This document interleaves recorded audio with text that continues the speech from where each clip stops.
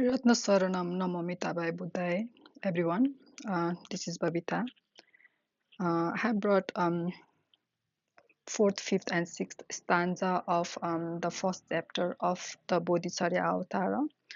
Before we go directly to the stanza, I would like every one of you pay homage to the lineage masters who had made this the teaching of Buddha survive till date, as well as the triple gems who are Buddha, Dharma, and Sangha.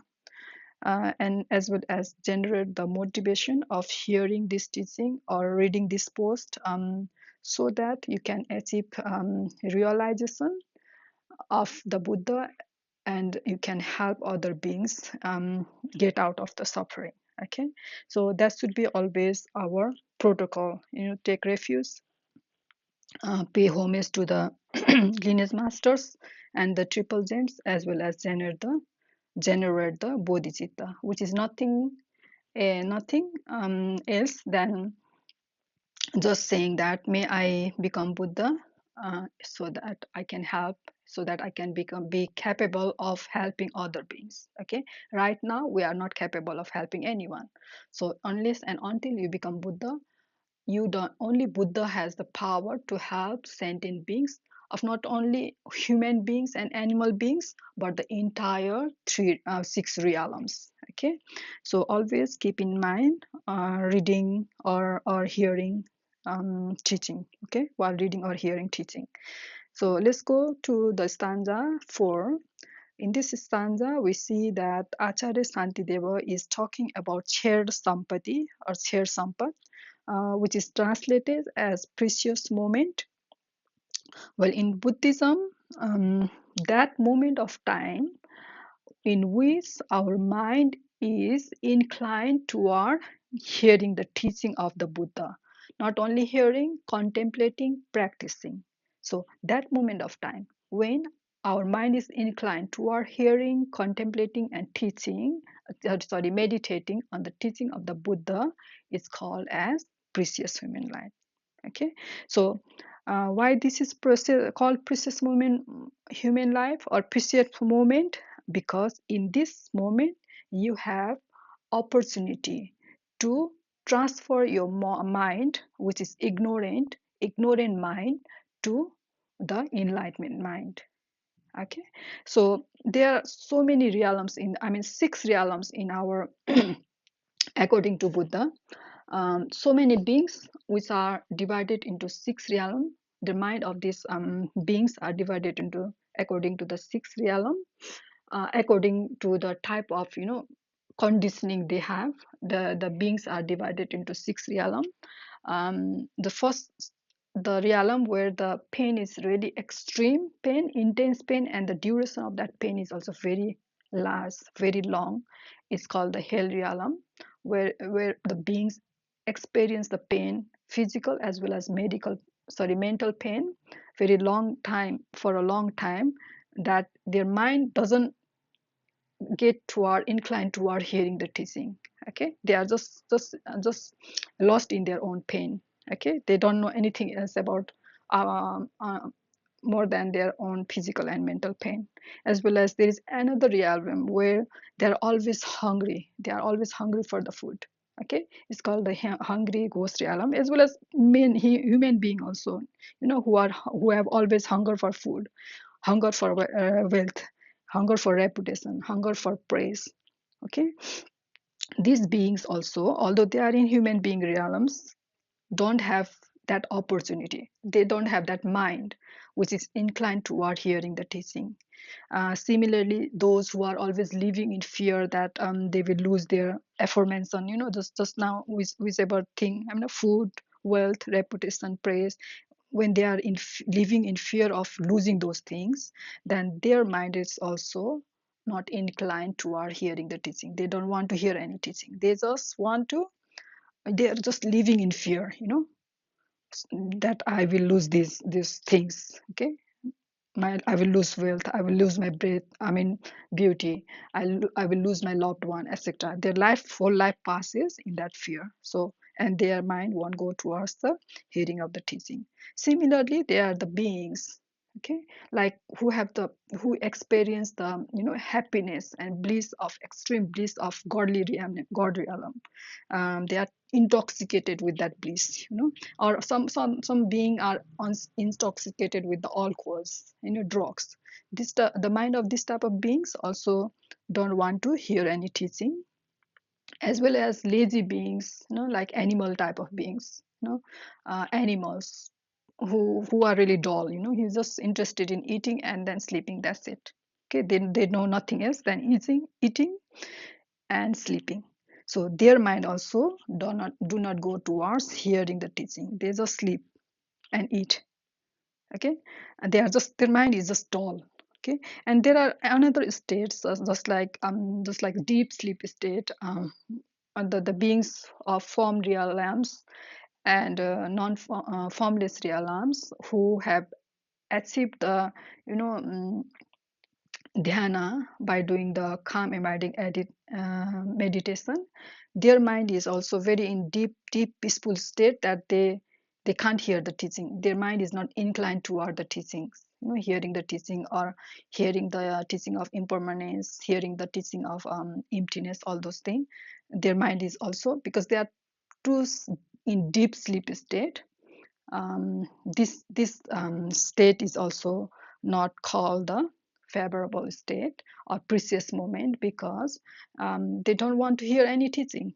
Okay, so those of who do the unwholesome act, just like killing, stealing, sexual misconduct, and these are done physically. These are the physical aggression, as well as those who do the verbal aggression, such as lying, harsh speech, divisive speech, idle talk, gossip, talking about movie stars, parties, this and that, money, reputation, all those things, idle talks. Okay, these are also a kind of aggression done verbally, as well as there is another third type of aggression which is done mentally only.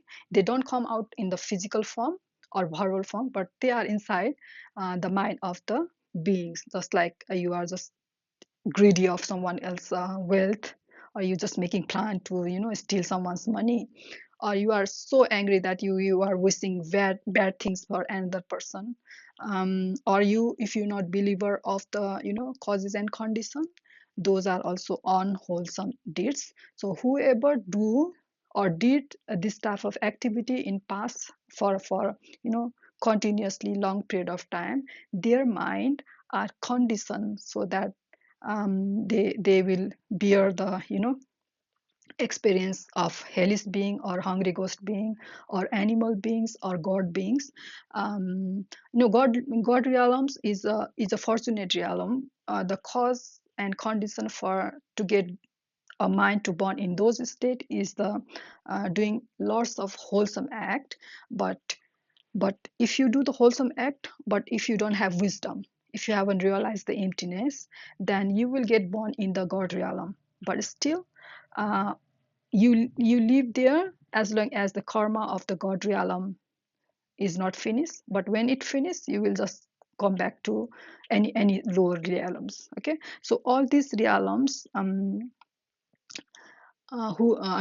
whoever do all those aggression verbally, physically, and mentally, will have the mind conditioned so that the mind cannot go towards the hearing teachings or in contemplating teaching.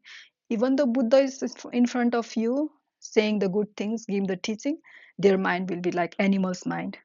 The minds, whenever animal is standing in front of you, they're just eating. They don't they want they I mean, whenever there is teaching is happening, the animal are just interested in eating. An angry person is just interested in showing their anger. Hungry person is just interested in collecting money. They don't listen the teaching. Okay, that's what happens if you do the unwholesome act of body, speech, and mind. Okay, so whoever do those things, they collect the so much negativity that their mind do not go towards the teaching. So Acharya Santideva says, this moment is very precious, which is obtained very difficultly. Um, because we did so many wholesome act in the past, so this moment has come. And in this moment, this is the moment here and right, this moment is the moment where we can achieve our goal, okay, of being enlightened. Okay, so what is the goal of Mahayanis?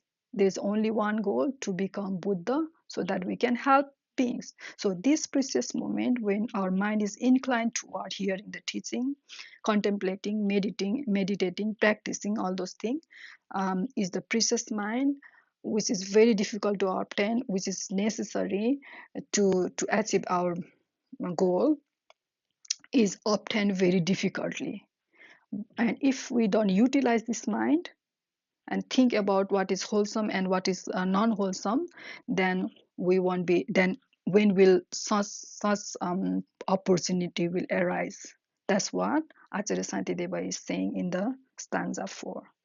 Okay, in the stanza 5, Acharya Santideva is um, giving the telling metaphorically, okay, giving the example of the sixth realm as the very is an ignorant being of the sixth air realm, the condition of their mind as a very, very clouded, dense, clouded night. Okay, dark night. Okay, so this mind are the mind of ignorant being who are always running behind the happiness, wealth. This type of minds are the minds who differentiate everyone, outer external beings based on the own moods. Okay, if there is someone who will make you happy, they will be loved one, and these people and this mind will do anything for that loved one. It can go to the extreme of killing and stealing and all those things, and hurting other beings, so-called enemy, to make this loved one happy. Okay, so in this way they go on creating so much negativity. So it's like the Acharya Santideva is giving the metaphorically telling this condition of mind as a very dense, cloudy night, where even a lighting for a moment will create the um, light, so that we can see in the dark. Okay, which means that due to compassion of Buddha and Bodhisattva, the compassion and Buddha and Bodhisattva are like lightning at the night, and the dark clouded night, um, because Buddha and Bodhisattva has broken their grasping in self. Okay, they have broken that thing, the grasping or clinging toward the self. There is no self, they have realized that. And that is why their compassion is the cause of their compassion is not I. Okay, the cause of compassion of the ignorant being is I. If someone makes this I happy, then they become happy, and then they will do anything for that being. Okay, as soon as that being turns into enemy, then this I gets hurt, and that compassion turns into malice and anger.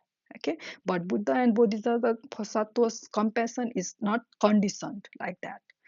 The cause of arising of the compassion in the Buddha and Bodhisattva is the suffering of beings. Okay, whenever they see any being suffering, they spontaneously, the compassion impulse spontaneously arise, and then they help that beings. Okay, so that thing here Acharya Santiseva is same thing. The stanza 5 um, is indicating same things, like because of the Buddha and Bodhisattvas non-self compassion, beings beings also try to aspire and try to they also aspire to become like them. Okay, but okay, um, because the strength of the past negative karma is so strong, and that this aspiration is very, very, very instance. I mean, last for instance only. Okay, it doesn't last for long. It's very weak, because the past karma's negative karma is very strong. The power of that karma is very strong. So So even though because of Buddha's compassion, the beings wants to do the wholesome act, utilize the precious moment. They want to hear the teaching, contemplate of the teaching, or meditate, practice. But this this moment is also impermanent, because our strength of the past negativities is very strong. So Acharya Santideva is wondering in the stanza 6 of second line, that if there is no such thing as Sambodhicitta, what type of other positivity would have um, overcome those effect of that past negativity? That's what he's saying in the stanza 6. Okay, now here there's a there is bodhicitta. What does that mean?